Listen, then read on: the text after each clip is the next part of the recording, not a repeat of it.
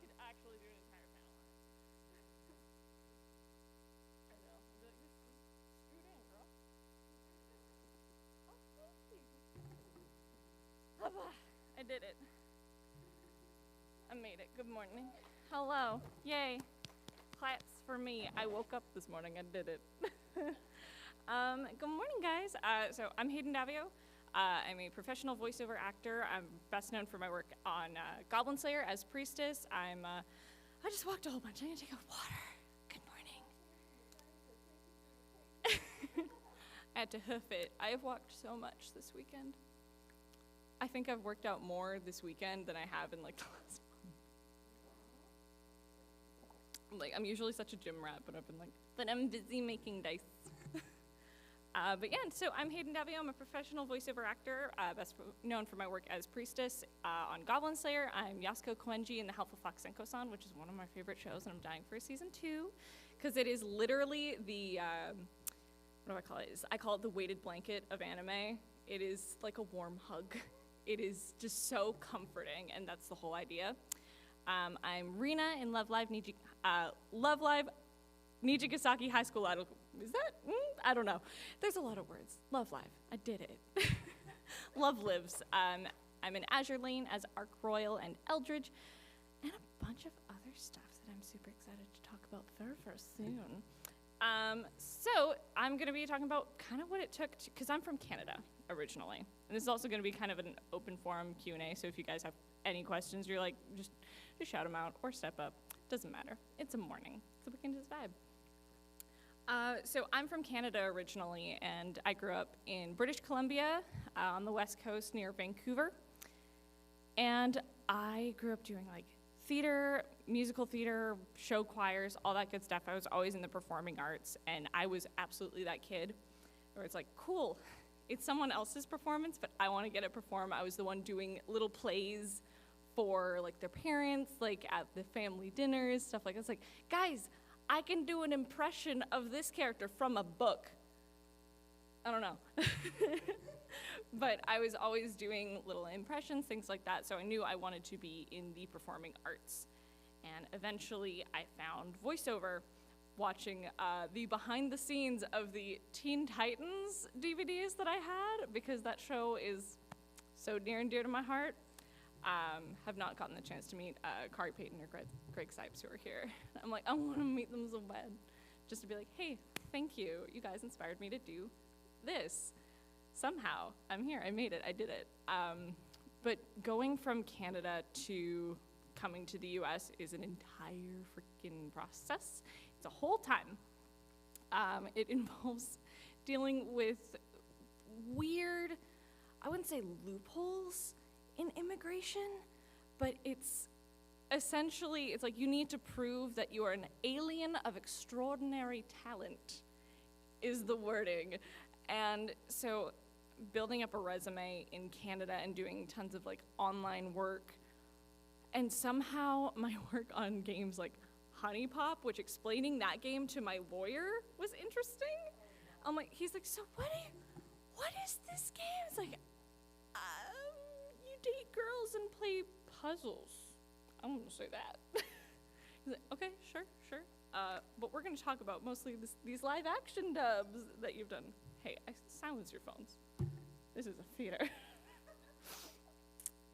But it was a lot of legwork to do so. So if you guys just have any questions in terms of getting started in voiceover, random questions like, why do you dye your hair green?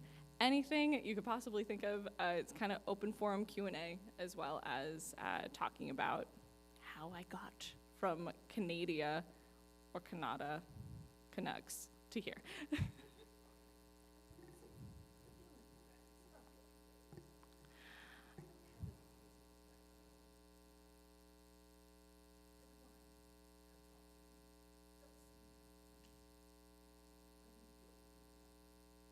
In terms of getting into voiceover without having a theater background, or just in general?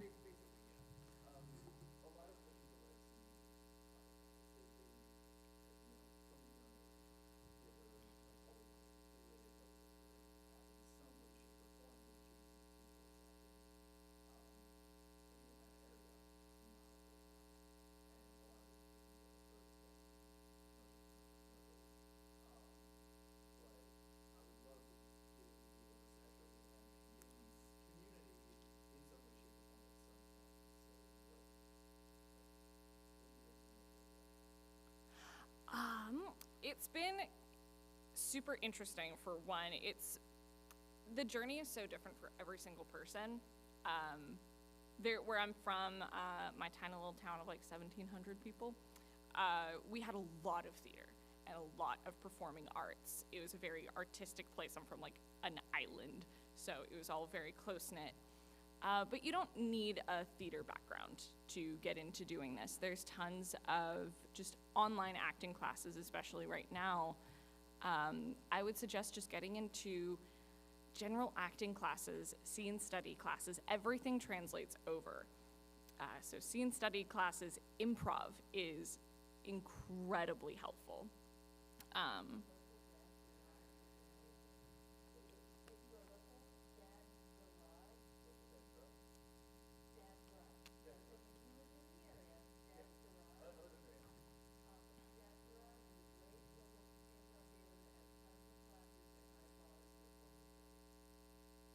That's good to know. But yeah, no, improv and speech coaching in general. I've taken public speaking classes, pretty much anything I could get my hands on. I think they're still doing online classes. I studied with them for about 3 years. It's called On the Mic Training. They're based out of Vancouver, and it's all working Vancouver actors. And they'll train you in commercials, animation, video games, scene study, general acting classes, and they have different levels. So they'll take you through like level 1, like the foundations of acting for animation, things like that. I went to school for a week for sound design, and I realized I'd come into it, I was like, okay, I should probably have like a backup plan. And especially when you're wanting to be creative, you always hear you need to have a backup plan. So my backup plan was like, well, I could still work in a studio and learn how to do sound design. I hated it. I got through a week, and I was like, I hate this. I can't do it. It's not for me. I've done sound design for myself now, like editing audiobooks and stuff like that. But I dropped out of there after a week, got a full refund somehow, and I took all of that, and I worked with On the Mic Training for like 2-3 years. And it was invaluable information from working professionals. You can also listen to, like for really good like tips and tricks for getting started. It's an oldie but a goodie. I don't know if he's still doing it, but Crispin Freeman had a podcast called Voice Acting Mastery. It's like Voice Acting Mastery, episode 1. He has a very specific way of doing his intro. It's lovely. But so there's lots of wonderful podcasts that are great to listen to, but I'd say acting, scene study, you can look into voiceover specific classes, but the best thing to do if you want to get into this is build a really strong acting foundation. Okay. I hope that helps. Hey, hello, my dude. Yes, and I miss it. Where are you from? Oh, yeah, there.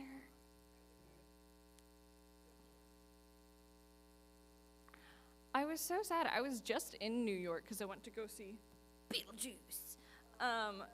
This is my birthday present. My fiance and I went to New York, and I was like, I'd heard that there might be a Tim Hortons in New York, and I was like, I miss my Timbits. I miss my super, like, rich, sweet, their hot cocoa's so good. It used to be the worst, but it's super good. I miss my Timmies, as we call it. It was so close, but we have nothing in LA, and it saddens me so. I have to go.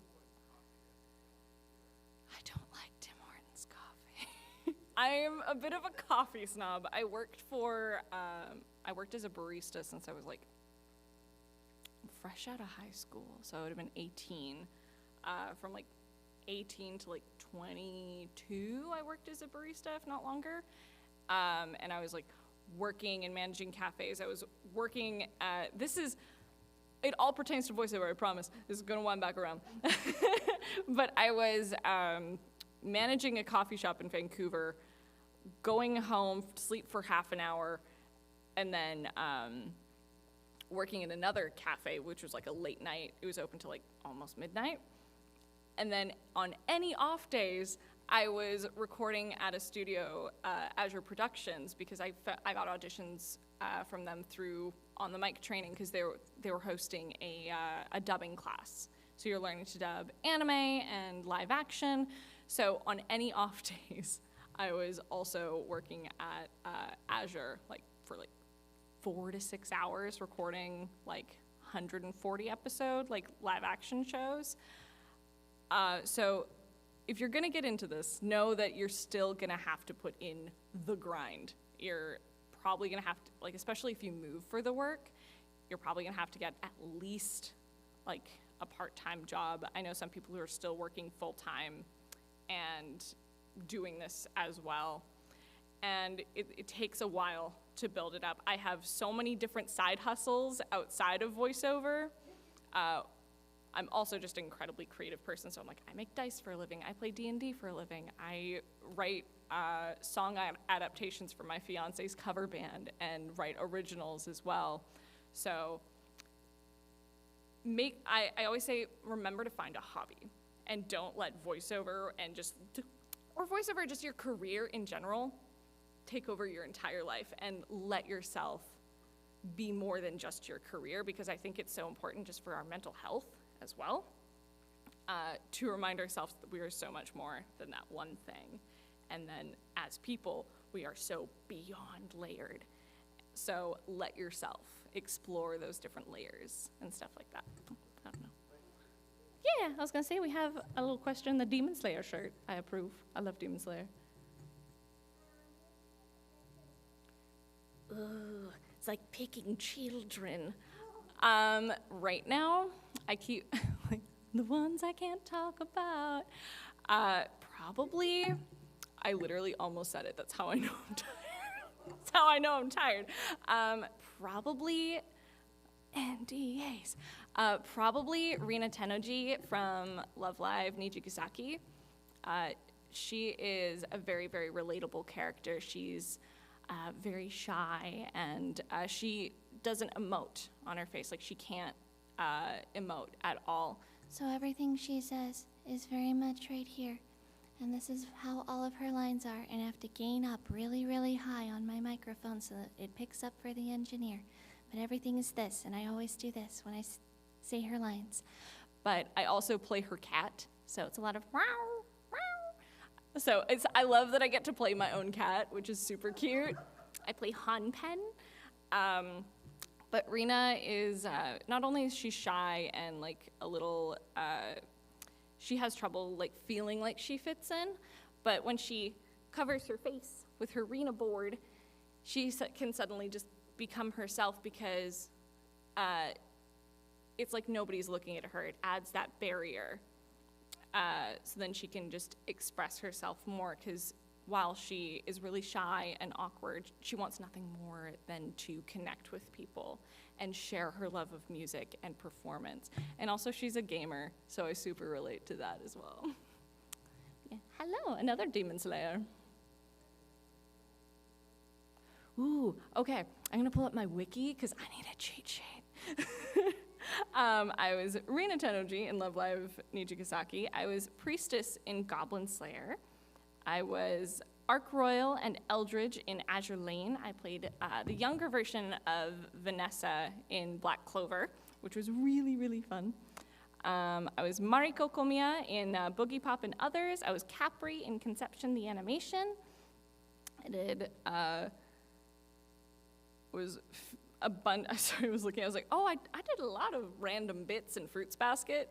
The first season, I love Fruba. I had friends who were watching the dub, and they're like, listening to like the bits and the background characters, it's become like the Where's Waldo of Hayden. It's like, we keep hearing you kind of everywhere. It's like, yeah, Caitlin sprinkled me about, because I was like, what do you need, Caitlin? Do you need little boys? Do you need little girls? What you need? It's like, okay, so I can sound like this over here in this other playground, and I'm talking to all these kids. Woo, let's go play on the slides. And then I can also be just an older delinquent talking about how we're gonna beat people up in the backyard. It's a bunch. Like a tiny little girl just playing with the little boy. So because I was able to throw my voice so much, Caitlin's like, all right, just we're just gonna go through multiple episodes. So it became a Where's Waldo for friends who are watching the show, which was great. Yeah, do it. It's also so good. I'm taking my fiance through it now. He's already cried once. I love Fruits Basket. Let's see. I did some other things. I was, I always forget about the show, and it's one of my favorite things I've ever done. I was Rien Vispose in Our Last Crusade or Rise of the New World, and Emily Neves was, she was my princess in that show. So I got to, she was a maid, and she was very cool and calm and collected. But she was also like a battle maid, so she was a fighter, and it was really cool because I got to do, I think it was episode 8. I got to have like a fight scene with one of my best friends, Damon Mills. And he lives literally next door to me, so he had recorded his episode, and I went over just like for dinner and just to hang out. He's like, I heard you. I'm so glad I got to beat you up today. It was great. That's one of my favorite things, is getting to play off of friends who are in the industry. And a lot of the times in dubbing, we don't hear each other unless they've recorded beforehand. So if you're the first person to record for dubs, you're kind of recording in a vacuum. And thankfully, we hear the Japanese before coming in for our take. Or if you're recording at like Sentai Filmworks, it's all what we call the chase method. So you're just looking at the time code, and you're like, all right, cool. So as soon as my time code comes up that matches the one on the script, I just have to start talking and hope for the best. So oftentimes we don't get to hear like our fellow actors or anything like that, but I've been working on a show where my fiance and I play off each other a whole lot. So anytime like I'll hear him and I'm like, it's cute. That's cute. All right, I have to do my line right. Cool, I'm actually gonna come in for that. But I love getting to hear fellow actors because I just love to get to hear my friends doing what they're really good at, and being able to send them a text after, and just, I like being able to lift up the people around me and stuff like that and support them in their creative endeavors. But to finish answering your question, I was General Moose in Kimono Friends, which is a fun little sleeper hit. I love that show. It's about animals that are kind of like humanoid. They're in Japari Park, and I just got to play a moose. Yes, it is because I'm Canadian. That is why they cast me. But they're like, 1, you're right for the role. Also, we need you to say sorry and have it sound natural. It's like, I got you. So I was General Moose, and I wasn't sorry about anything. She's my girl. She was a whole lot. We also did, I said the help of Fox Senko-san. I'm trying to think, there was one that was on the top of my brain. Oh, it was Hinata in She Professed Herself the Pupil of a Wise Man. I was like, I looked at it briefly, I'm like, I see if I can remember this entire title. And I also assistant directed at the end of that show. The wonderful Tia Ballard was training me to direct, and then my second session, she's like, cool, you're gonna finish my show for me. Go ahead. Wrap the show. So I directed the last episode of that show because she just decided that I was going to. And I love Tia. You can't say no to Tia Ballard because she's small and mighty. Do we have any other questions? Yes.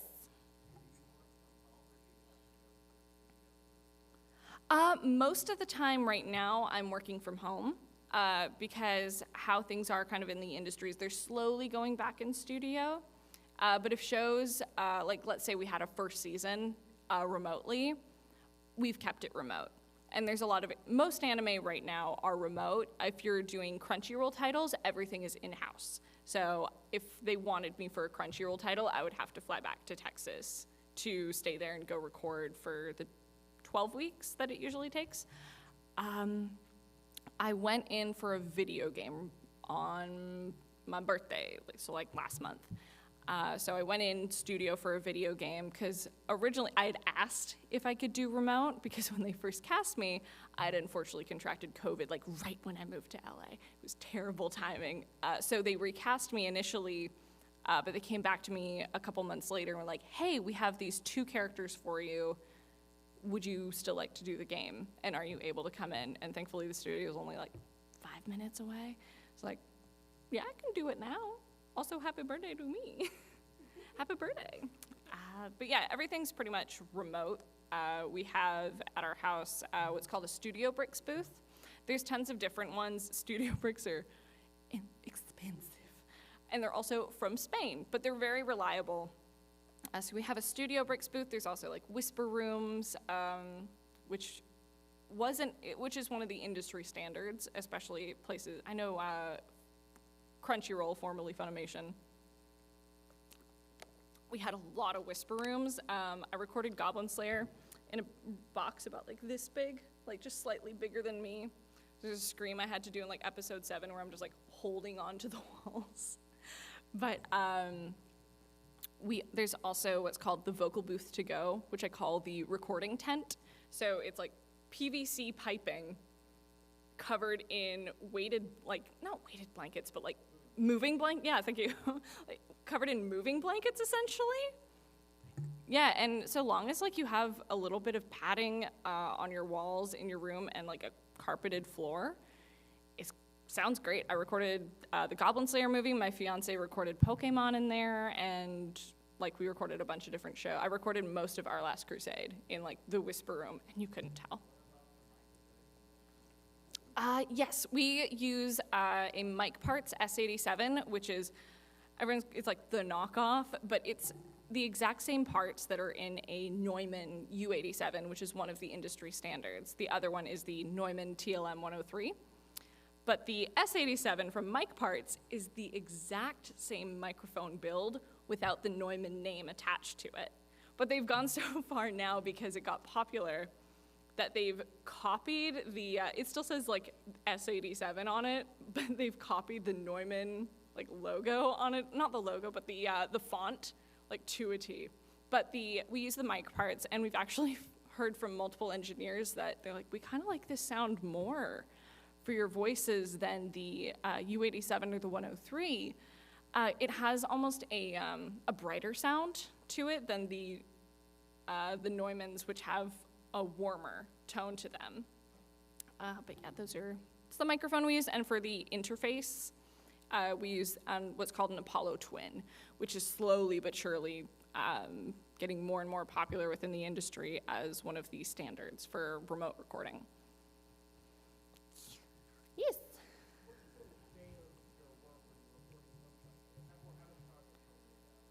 The projects normally go.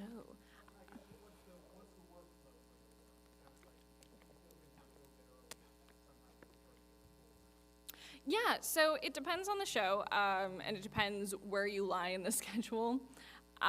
Usually it's how it works right now, especially I've been recording a lot with Okratron for Love Live, so it's probably like the best course of reference is we get our script, or sometimes they'll like screen share the script and the footage for you. Remote recording, like, so you just have to get into like what's called like a source connect session and just make sure you're there like only at the right time and don't jump in like any earlier because you might jump in on somebody else's session.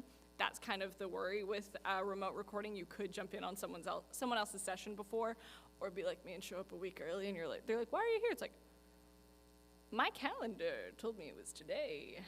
I'm gonna come back in a week, sorry. But pretty much you hop into your session and you just go either cue by cue, or I like to do entire pages if I can, just to keep that natural scene flow going. And sometimes you just entirely forget how to speak and your mouth just stops working mid-line, and we keep those for blooper tracks, because there's many times where I make myself laugh by forgetting how to speak. But so you can either go, I know out in LA, they like to go what they call loop by loop. So the loops are the lines, which took me off guard because in Texas, we always just call them cues or lines, but they're very adamant about calling them loops out at certain studios in LA, and I was like, okay, cool. And you only want to do one at a time? Which took me aback because how I was trained both in Vancouver and in Texas is you do as many as you can in a row. So pretty much it's just finding the flow with the character. If it's a morning session, I try to make sure that I do at least 10 minutes of warm-ups every morning, no matter how quiet the character is. I'm playing a very, very bombastic character where she gets what I call shark mouth. I call it the anime shark mouth, where suddenly they have like shark teeth and they're not like, because I've had to make that sound for like a 10-second cue. It's just like gnashing of teeth and shark mouth, and she's very bombastic, basically yelling all the time. So making sure I'm warmed up before a session, getting in, like being ready early with my tea or my coffee. Don't be like me and drink coffee during your sessions, but it's been 10 years and I can't stop now. Do as I say, not as I do. So it's making sure I'm ready and prepped beforehand, and then just getting in, finding that workflow, and also gauging where like your team is at for the day. Are we in kind of a jokey mood? Like sometimes I'm like, cool, I'll get all my cues done, but my director and I have been talking about Code Lyoko for about an hour. That was basically the entire first season of Love Live, was my director, Megan, and I getting on nostalgia trips. And we're like, I mean, we got 2 episodes done in like less than 2 hours. You want to just hang out for the rest of it? But I've also known Megan for over a decade. But it depends like where your directors are. During the session. Are we in a jokey mood? Are we in like a serious, let's just go cue by cue and just get it done? Like reading a room when you walk in. And my rule with voiceover or just any performance job, especially for auditions, is show up, show off, shut up, get out. Just do your job and leave. But if like sometimes you'll end up chatting, or like your director will start chatting you up, and then it's okay. But knowing how to just read through and be like, cool, I did my job, peace, I will see you next time, especially when you're in studio. With all it takes remotely is just end the call and you're done. But sometimes like, okay, where's my exit here? How do I maneuver my way out of this situation? But that's kind of the general workflow. It's just getting in, doing the job, and if on shows like Goblin Slayer that were like really emotionally intensive for me, and those sessions sometimes took a lot out of me, just emotionally, because Priestess was dealing with all these traumatic events constantly. So if the episodes have aired before I'm going in to record, that's almost harder to do now because our recording schedules are so much closer to the original Japanese broadcast. But if the episodes were available beforehand, I would go in and watch through the episode just to kind of get an idea of what I'm going in for, so I know how to almost emotionally prepare for the day. With shows like Love Live, I don't really have to do that. With shows like Our Last Crusade, I just watch the episodes because I love that show. It's super good. I can't recommend checking it out enough. It's honestly quite family friendly. It can get like intense and fun, but like there's no nudity, no lewd things. It's like pretty family friendly, which is really nice to say because I started with Goblin Slayer, and I had my mother was like, hey, I have a friend back home, and she, her kid is getting into anime, and they wanted to know, like, they wanted to watch stuff that you're in. I was like, how old are they? It's like, they're about like 8, and I'm like, so I have nothing out right now that they can watch. Come back in a bit. It's like, oh, well, they really liked you in Honey Pop. I'm like, they what? I had a younger child be like, oh, I really loved Honey Pop. I was like, I'm not your parent. I can't tell you not to play that game, but you shouldn't play that game. But I'm not your parent. I can't tell you what to do. Thanks. Love you. I don't know what to do here, but it's nice to have some family-friendly shows like under my belt, and I have like more family-friendly stuff like coming down the wire that I'm like, I want to talk about it. Please, please. That's having NDAs, is just clawing at the walls until it's finally announced. Like, I want to talk about it because I'm so excited. But I hope that answers your question, because now I'm just tangenting. Yes.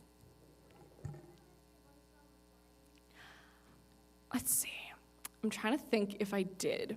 I don't think I've ever lost my voice while recording. I tend to lose my voice more at conventions and things like that because I forget when I'm just talking to people to speak properly from my diaphragm. So it's like speaking from my belly.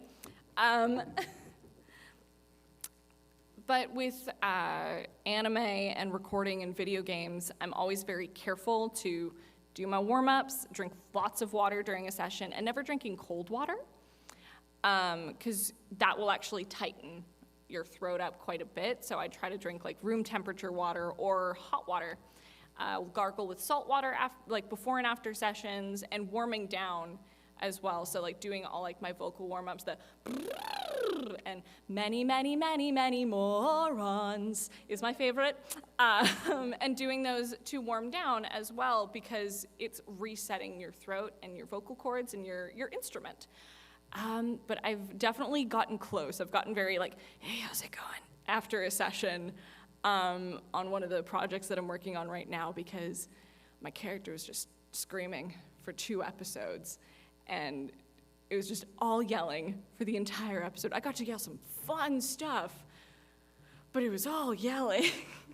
So it's never like during recording. I've never lost my voice. I've never had moments like some of my fellow actors are like, I taste blood.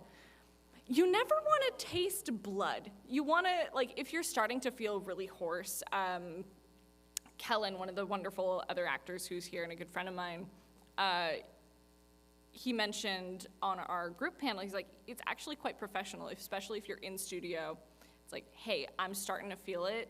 I'm not going to be able to give you a good product because I'm losing my voice.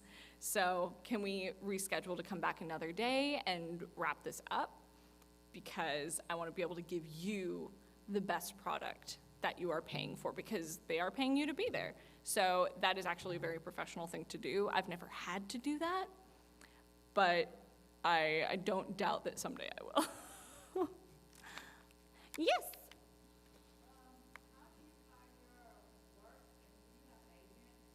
Yeah, so I started in online voiceover on a wonderful website that is gone, called the Voice Acting Alliance. So I started online many, many years ago, over a decade, my gosh. I started just finding stuff online, looking, and now you can find stuff on Twitter, is actually how I found a project that I worked on recently, which should be out in the next couple months, I want to say. So you can find stuff on like Twitter, and as well as, I think it's Casting Call Club. My friend Kira Buckland runs a group called the Voiceover or Voice Acting Club, but I do have an agent. I'm with Atlas Talent in, I almost said Vancouver, Canada. That's incorrect. In Los Angeles. So Atlas now sends me multiple auditions a day. And when I'm at conventions, I have to do the fun thing of auditioning. You hold your microphone and you hide under the covers to dampen the sound. So you have a very, very warm little pillow fort, and you're just yelling into a microphone under the covers. And you're like, cool, I did it. And I'm usually in my PJs. But that's pretty much how I find my auditions these days, is all just through my agency. And then sometimes I'll have friends just tag me in things on Twitter. There's lots of casting calls on Twitter these days where it's like, hey, we're looking for this. And a lot of times the ones that I specifically look for as a non-binary actor is for the non-binary auditions, because while they are few and far between, those are the ones that I'm like, I want to lend my voice to that. And I'm like, I'm cool playing all the femme-presenting babies, my little femme babies. I love them so much. I love playing all my little boys. But I want to bring more of a voice to the non-binary community. And that's actually a lot of what I get from my agency nowadays, because that's a big reason that they signed me, is because that's becoming more of a thing in animation, which is, I'm so grateful. But yeah, that's pretty much it. Just agency, Twitter is kind of me these days. Yes. Ooh, my least favorite character. I don't think I have like a least favorite, because I kind of love all the characters that I do for different reasons. I'm trying to think like if one was like particularly uncomfortable to do, but even then, I don't think I have I think one that I might be working on right now It's not my least favorite, but it gets weird. In some shows, it's anime, so I'm like, I guess this is what we're doing today, though. Cool. Thankfully, I'm working on the more strange things with a very good friend of mine who's directing. I'm like, okay, cool. It's a comfortable place. But I don't think I have a character who's like my least favorite. I've been very blessed in my career to work on pretty much just really awesome characters who have been very exciting to play or really comfy to play. She professed herself the pupil of the wise man with Tia Ballard. She had me as this really cute little dog girl who is like a caster, or like her power was like she was a summoner wizard. And her summons weren't good at all, but she summoned like this giant salamander. It was like, he's friend-shaped, look at him, he's so cute, look at his cute little eyes. And I just got to she's like, I need you to be more mom, more doting parent, and say that he's friend-shaped, and then we're there. So I was paid to say he's friend-shaped, and I was like, cool, career made, I did it, I made it. I said friend-shaped. That is internet lingo in my anime, I'm happy. Yes. I know Friday you were talking about how like acting classes really do help as professors, and there's a particular forum online right now about a streamer that's very close to you, and I was thinking about signing up on that. Do it. But I don't have any kind of prerequisites, so I was wondering how big of a part that actually plays into getting the voice acting scene. In terms of like having like acting classes like a foundation? Like it's something like that, just sign up without any experience and see where it goes. Yeah, absolutely sign up. Because the thing is, we're talking about my fiance, Alejandro Saab, who's here. He's wonderful. He has a VTuber, Sayu, who's the cyborg Sayu. So right now he's doing voice acting, not classes, but essentially he's helping like other VTubers or just fans who are interested in getting into voiceover or just want to try it, and he's just giving like tips and tricks and things like that. But you can absolutely sign up with no experience because he's just gonna give you tips, give you feedback. He's a super chill dude to just learn from and just talk to, and he'll make it really fun. So absolutely sign up. We were looking at submissions just before coming to the con, and there's already so many. So definitely get your name on there. He's going to be doing this for a while because it's just going to be a long-running podcast. So yeah, get your name in there. Why not? That's the thing is, it's like, why not? Why aren't you doing it? It's like, oh, I really want to learn to draw. Okay, then do it. I want to learn to cook. Do it. Anything. If you're interested in doing something, there's absolutely no reason not to. I started a dice making business because I felt like it, because I am obsessed with Dungeons and Dragons and I love the shiny click clacks, and I've always been very tactile and creative, and I was like, well, okay, cool, I'm just gonna do it. I bought a $300 pressure pot so that I could have like crystal clear dice and went way too all in. I have what I call a too much gene. I don't know when to stop. But it's just do it. If you wanna, do it. No reason not to. Probably not. But I do give him like feedback and stuff just at our house, and it's like, hey, what do you think about this? Should I do this? I help a lot with like writing his like announcements and things like that. Most of what I'm involved in with him in work capacity is he has his cover band We Be. So I write pretty much all the lyrics for that. So I'm just like, it's like, here you go. Here's B-Stars, goodbye. Yeah. Yeah, you in the back. Yeah, you. Can you tell us more about your role as a priestess in Goblin Slayer? How was that being voice actor? I absolutely can. I miss her so dearly. Well, she was my first lead at Funimation. She was my first named character at Funimation, so that was really cool. I'm a big fan of TTRPGs, as I've said, so getting to work on a show like Goblin Slayer was really, really special to me. because none of them had names. They were named after like their class, essentially. So you have like fighter girl, greenhorn warrior, you have elf archer, dwarf shaman, things like that, lizard priest who's a joy. And I'm like, I also love cheese, so he's obsessed with cheese and it's my favorite gimmick. But Priestess, that show was such a journey with her because She starts off very shy, and she just wants to do good. and it's crazy because if you look back in I think it's the year one side stories, Priestess actually met Goblin Slayer in the temple that she grew up in, long before, and I think she remembers, but he doesn't, which is a common theme in that show. It's not goblins, he doesn't care. But Priestess started off very shy and so unsure of herself. And even so, like where it is in the manga, she still has a bit of that. She has a lot of anxiety and wanting to do right and do things right.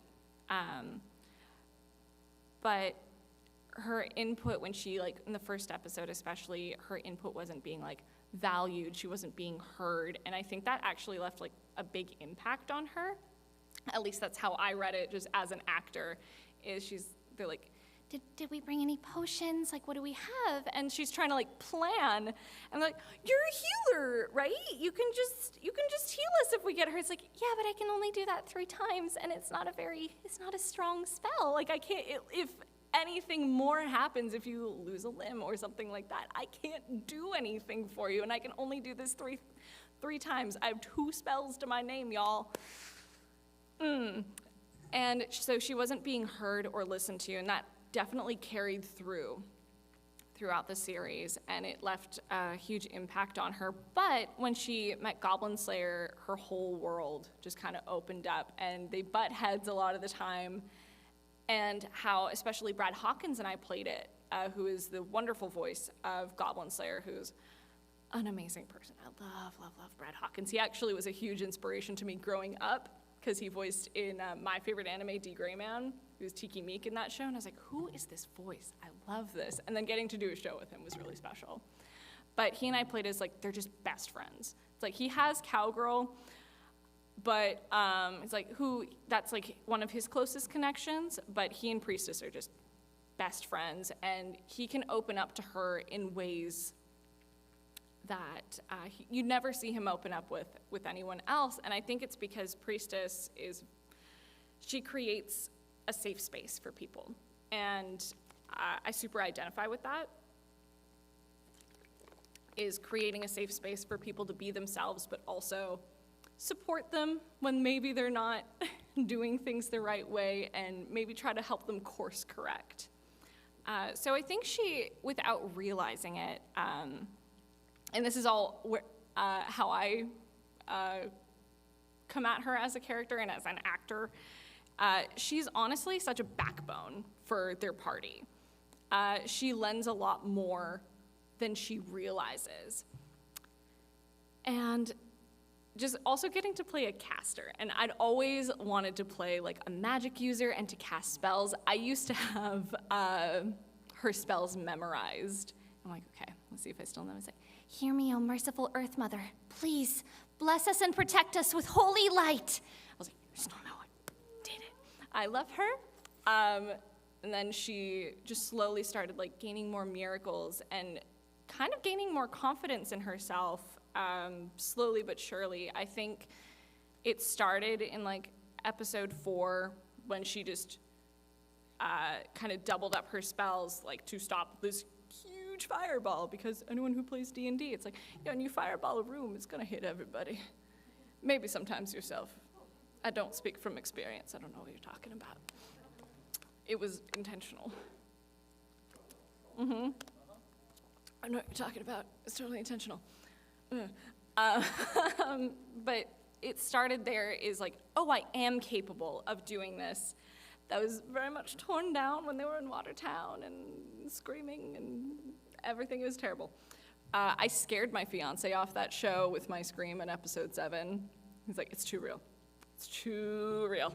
I can't hear you freaking out like that. He's like, it was really good. Just so you know, it was real good. but I can't watch it because I can't hear you in distress. But good job, babe.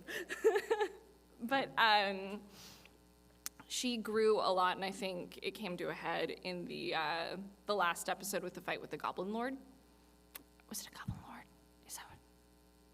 Maybe. I don't remember. Yes. I want to say yes. Yeah, because the Goblin Paladin was the movie. Goblin King, I think Goblin King, cool, thank you. I think Goblin King is from The Hobbit, is it not? I don't know, Labyrinth? I don't know. There's too many goblins in the world. David Bowie. Yeah, he's dead now. He's long gone. Because I'm like, what a good strategy. Also, I loved that. I loved it. She was told to use 3, which is where she started finding more of her own agency. She was told to use 3 protection spells to essentially box in the Goblin Lord. But she elected for herself to only use 2 because she knew she could still get the job done, but Goblin Slayer would need help and would need her. So she saved her last spell to heal him. It's like, I told you to use 3. She's like, well, I knew you'd get hurt. You need to start looking after yourself more, which comes back to the, hey, I'm gonna course correct. You're an idiot, and I love you so much, but I need you to be better for you. And be better for you. She has some underlying sass, which is great. She's shy but sassy, and I love that. And Tabitha, my director, knowing that I am a little bit of a sass bean, she's like, play that up a little bit more. What did she say? There's a certain gif of Marie from Aristocats, who's like the little white cat, and she does like this and like poofs herself up. She pulled up the gif on my preview screen. She's like, hey, so I need you to embody this gif in your next line. I don't know how else to explain what I want from you except for this gif. And we got it in one. She's like, see? Ladies, they only finish them. I love it. But I hope that answered your question. You let me tangent about my baby girl, so I'm happy. Yeah. You, and then you. So I'm curious about the ending thing. Yeah. The auditions, like how do you approach auditions? It sounded like some of them you went in, or are you doing auditions remote, or how do you get into the mindset of the character? Tell that apart. It really depends. For a lot, when I first started out, I went in for all of my studio auditions. I auditioned for Polly Pocket back in the day. That was my first studio audition. I was terrified. I didn't book it, but they're like, yeah, no, I got a call back for it, so I'll take that. But if you get the sides beforehand, and sometimes you don't. Sometimes like, hey, can you come in and just audition for me real quick? That's happened at Funimation before, or Crunchyroll, formerly Funimation. It's like, hey, can you just come read for me real quick? And you have to be like, all right, actor pants are on, and I just have to strap the big boy pants on and hope for the best.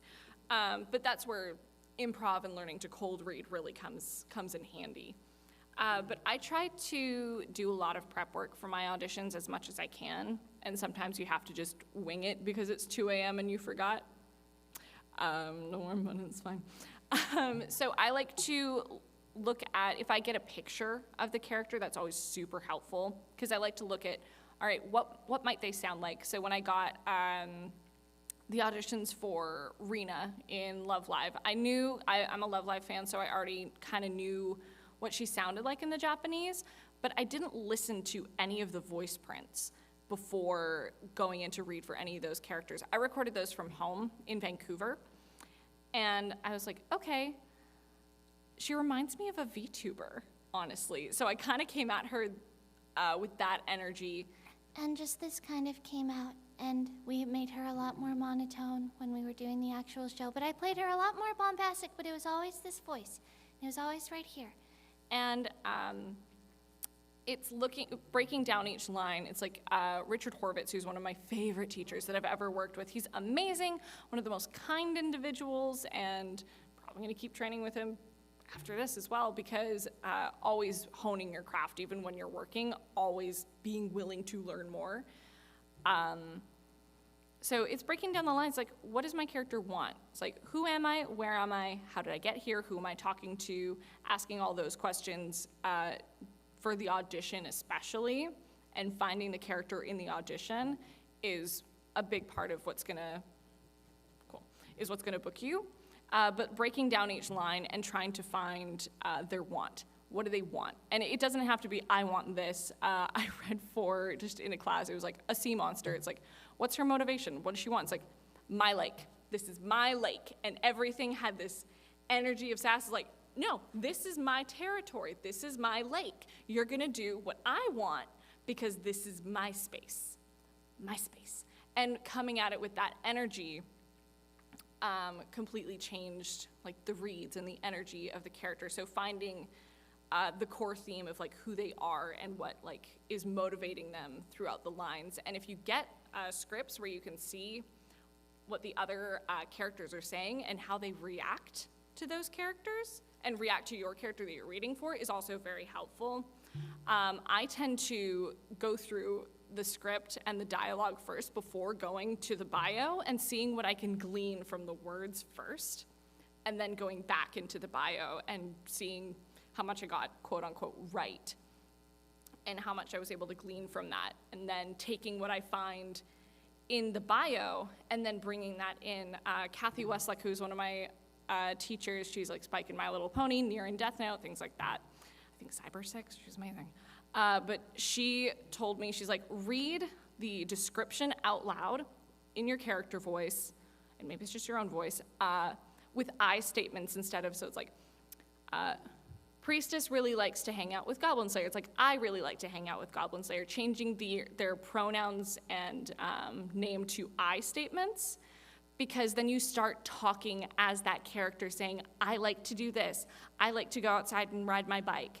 And it just starts kind of putting you in that headspace, and you're able to just sort of embody the character a little bit more. And I find that always, always, always helps. But that's my approach for auditions and also going in just for the work itself. Outside of the Crunchyroll Funimation, like stuff that you get, like the non caster, The precast sort of things. I get all my auditions right now through my agency, but you can look on Twitter. There's like a lot of auditions on Twitter these days, which is crazy. I booked a game through Twitter, like multiple, so that worked out. There's people who are always doing calls on a website called Casting Call Club, which is kind of the new voice acting alliance. So there will be indie games, there will be comic dubs. And especially when you're starting out, read for everything. Do a little bit of everything. I used to run comic dubs of like Percy Jackson on my YouTube channel, which I'd love to get back to. But I used to do comic dubs on YouTube, and I did everything. I did fan films. Fan dubs is how I met like some of my best friends and how I met my now fiance. It's just being willing to do everything, but Casting Call Club and Twitter, and look into Voice Acting Club. It's run by Kira Buckland, and it's a website. Yeah, no, it's a good time. Kira's lovely. But yeah, I hope that answers your question. We got like 2 minutes, I think, so let's grab your question.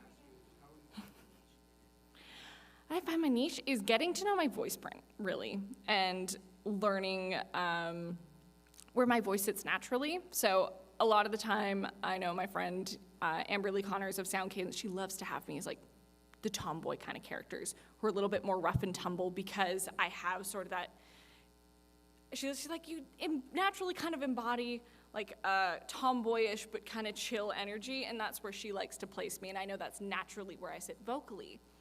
But I'm like, I know I can get a little bit lower and a little bit more sultry, and you add a British accent onto it, and I'm doing Ark Royal. So learning where your voice sits and then practicing naturally kind of where it can go. And everything breathy came from just Practicing doing the anime voice that everyone likes to do. And then softening it, and then finding just like a very natural placement, which is where I found Priestess and Rena. And they sit in basically the same place. Rena's just monotone. Priestess is a lot more peaks and valleys, but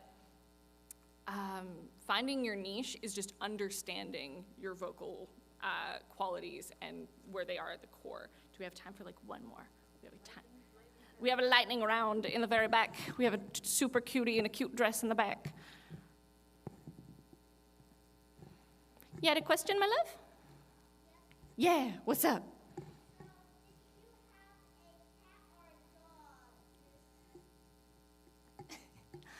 I have 2 cats and a dog. I have a corgi who is very silly named Ryuji Hohenheim. Nice! And we have 2 cats. We have Apollo Oliver, who is an orange baby, and a Kylo Ren, who is a little black cat. Yeah. I think that's honestly the perfect question to end on. So thank you guys so much for coming to hang out with me this morning. I appreciate you guys. I'm clapping for you because you're wonderful. I'm going to try to find a chicken sandwich, I think.